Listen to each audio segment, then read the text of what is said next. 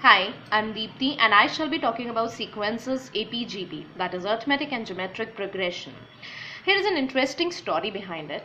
The king once promised a knight a reward on account of saving his life. He showed him a chessboard and said that he would be putting some money on each of the squares of the board. The knight get to decide what the amount should be. So king gave him two options. First one, that he would put $1,000 on the first square, $2,000 on the second square, $3,000 on the third square, and so on and so forth. The second option was that he would put 1 penny on the first square, 2 penny on the second square, 4 pennies on the third square, and so on and so forth. Now the question is, which one would you choose? Instinctive reaction is take 1,000 and rather than penny. But of course, probably you can guess it is not the right choice, and we'll see how. When we take up the sum of squares, amount put on each of the squares of this particular thing, it turns out to be an arithmetic progression, and sum of that amount is 2080000. And when we take the amount put up on each squares of this board, it turns out to be a geometric progression, and the sum of that amount turns out to be 1.8 into 10 to the power 17 dollar. Now if I assume that a penny weighs say 25 milligram, then the total weight of these pennies would be somewhere around 461,168,602,000 metric tons. Now this would be a heap larger than Mount Everest. So we can see the power of GP. So if I just put it up in short, a graph, I'll have AP something like this, and I'll have GP blowing up like this. So we'll understand in this session what a sequence is and how we can sum up the arithmetic progression and a geometric progression. So starting with the sequence, let's take a sequence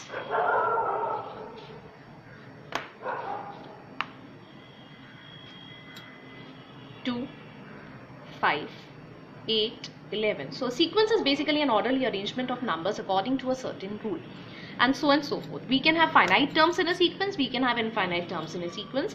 I shall be covering finite terms. So here this is the first term of the sequence. This is second, third, and so on. Can we find any pattern in this sequence? If we look closely, we can see a pattern.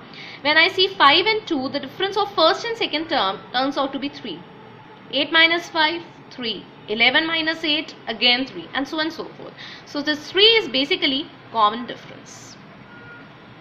We term it as common difference for AP, denoted by D.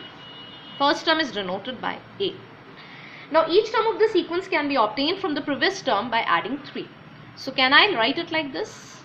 A is my first term. Second term is obtained by adding 3. It is 2 plus 3. That is A plus the common difference D. Third term is obtained by A plus 2 times the difference. So A plus 2D. Then 2 plus 3 into 3, that is A plus 3D. Can I obtain a general term, that is the nth term for this? So when I find nth term, I get A plus n minus 1d. When here we have second term, we have 1. Third term, we have 2.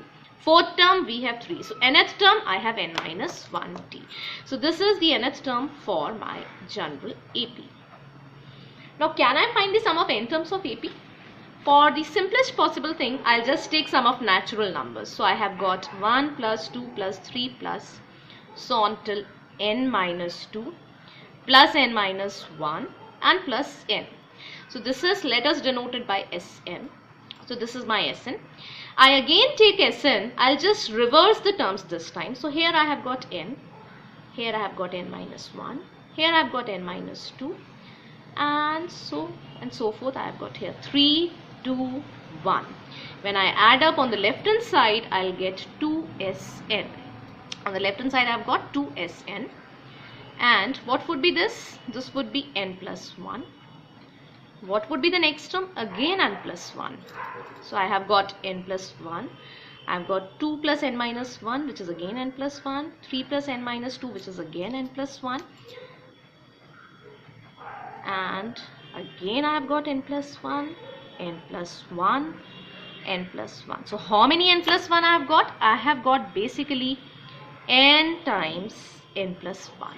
So what would be the sum? It would be Sn is equal to n times n plus 1 upon 2, which is the general sum of natural numbers from 1 to n. Now we shall determine the sum of n terms of a general AP. So if I have got general AP, which we have just find sum of n terms of a general AP. So what would I have here? I'll have Sn A plus A plus D plus A plus 2D. So on, I'll have A plus n minus 2D, and the last term would be A plus n minus 1D, which we have just seen. Right?